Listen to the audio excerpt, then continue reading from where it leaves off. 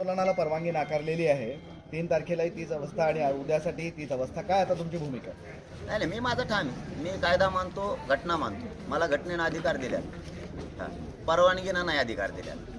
हां, मला घटनेनं अधिकार दिलेला आहे, जनतेला अधिकार दिलेला आहे की आपण शांततेत आंदोलन करू शकता आणि ते शांततेचं आमरण उपोषण मी करतोय. मी आता घटनेला मानायला लागलो की कायदा चालवून घेणाऱ्याला मानत नाही मी.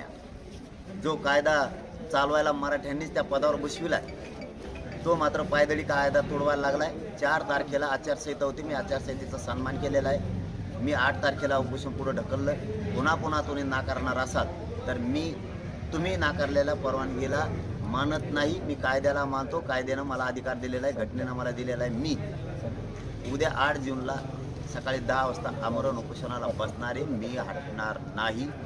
जे काय सरकारनं, मुख्यमंत्र्यानं, गृहमंत्र्यांनी ठरवलं असेल आम्हाला पुन्हा हल्ला करायचा, गोळ्या घालायच्या, तर मी बलिदान मराठ्यासाठी द्यायला तयार आहे. तुम्हाला जो हल्ला करायचा तो करा, पण मी मराठ्यांना आरक्षण दिल्याशिवाय हटवू शकत नाही. आतापर्यंत पाटील तुम्हाला उपोषणाला विरोध होत नव्हता, मात्र परिसरातली आणि गावातील लोक उपोषणाला विरोध करतात. त्याच्यात आता ते काय असतं, मला आता त्या विषयावर बोलायचंच नाही, कारण ते त्यांना दोष देऊन उपयोगच नाही. सरकार ठरवून करतं. आम्ही करू शकतो ना, आम्ही निवेदन देऊ शकतो. मग निवेदनाला निवेदन त्यांनी जर दिलं तर आम्ही कलेक्टरला देऊ शकतो. दे आता परवानगी, त्यांच्यापेक्षा एक सही जास्त देऊ. बहुमतच पाहिजे असेल तुम्हाला तर. हे बघा, अशाने जातीय सलोखा कसा शांत ठेवायचं म्हणता तुम्ही?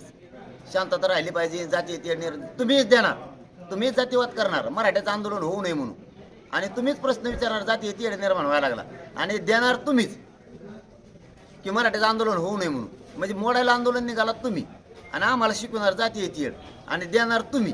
काय भाषण, काय सल्ले द्यायला लागले, आणि काय मार्ग काढायला निघालात. याने मार्ग निघतो जातीय तेढाचा, देणार तुम्हीच. आणि इथून आंदोलन अंतरवाली सुरू 15 किलोमीटरवर त्याला काय त्रास व्हायला लागला, त्याचं काय दुखायला लागलं तिथं. आणि ते विरोध आम्ही ग्राह्य धरलेला आहे. ओबीसी विरोधात जाणार हे आम्ही ग्राह्य धरलेलं आहे. पण नेत्याचं ऐकणार आहे फक्त. गाव खेड्यातला ओबीसी आजही आमच्या सोबत आहे, उद्याही राहणार आहे, आणि भविष्यात आम्ही दोघे एकमेकाच्या सोबतच. गाव खेड्यातल्याचा काही संबंध नाही. हे नेते ओबीसीचे घडून आणतात, त्याच्यामुळं त्यांचा तर विरोध असणारच आहे, आणि हाही सुद्धा पहिल्यापासून. त्यामुळं आंदोलन बंद करायचं आम्ही अजिबात करत नाही. सगळं गाव एकीकडे, काही टेन्शन नाही. मला गाव इथून हलू देत नाही.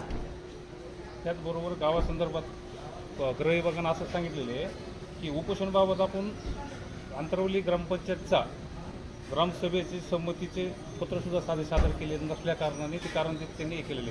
ग्रामपंचायत आंतरवली सराठी ग्रामसभेचं ठराव किंवा मग कागदपत्र संमत नाही केल्यामुळं नाकारतोय म्हणून. 10 महिने काय कानात बिड्या होत्या का तुमच्या?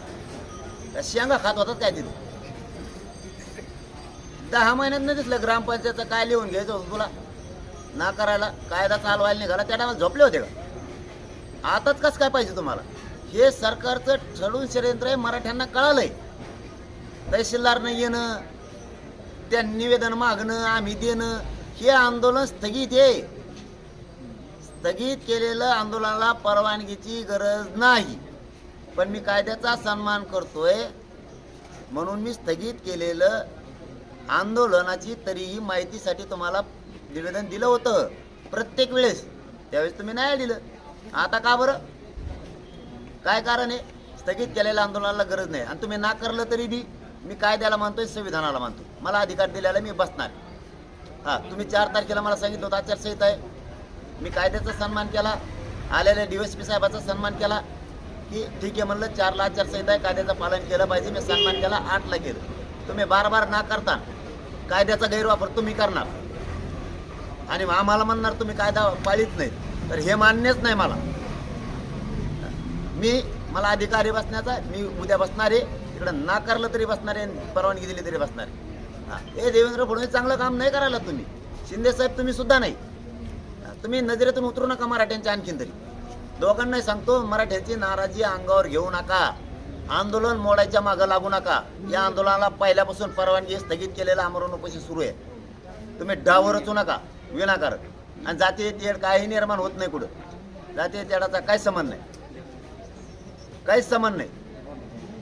आणि मराठा समाजालाही माझं हात जोडून आव्हान आहे, तुम्ही आंतरवालीकडं यासाठी येऊ नका.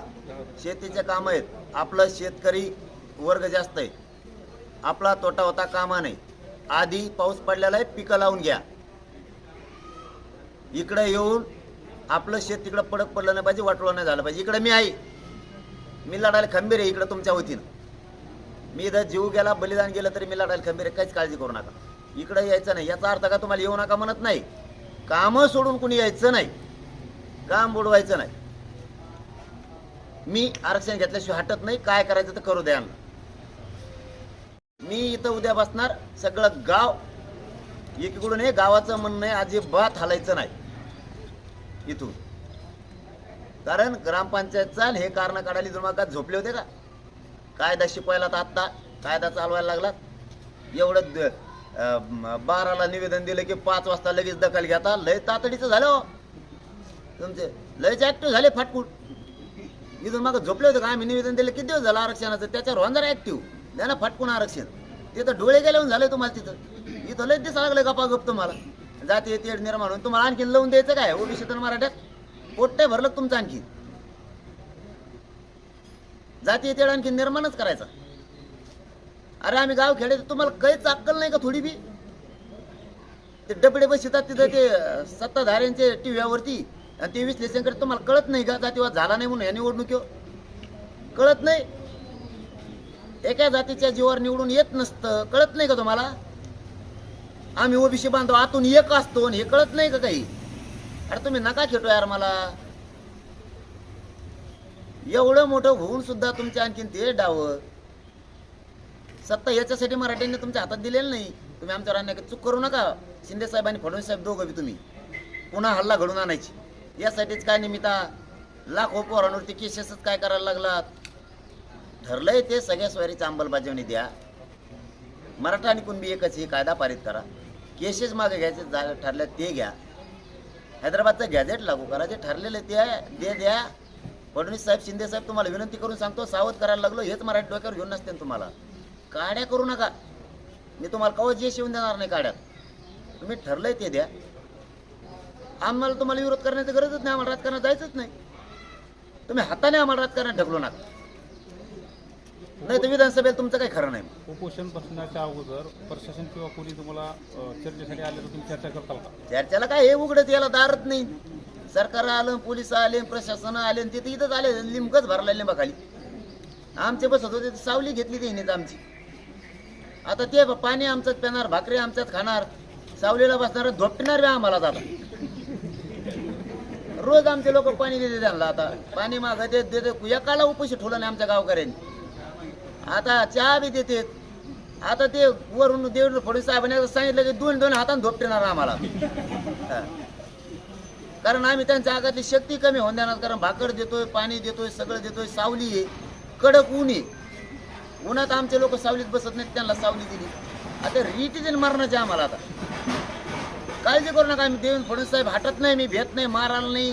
तुम्ही पैशात फोडा, पैशात नाही, पदात नाही. शिंदे साहेब तुम्ही कोणची ताकद लावा आहे माझं ऐका. तुम्ही दोघं सुद्धा, शिंदे साहेब आणि फडणवीस साहेब, तुम्ही मराठ्यांचा द्वेष सोडा. ठरल्याप्रमाणे द्या. हेच मराठी तुम्हाला डोक्यावर घेऊन नसते.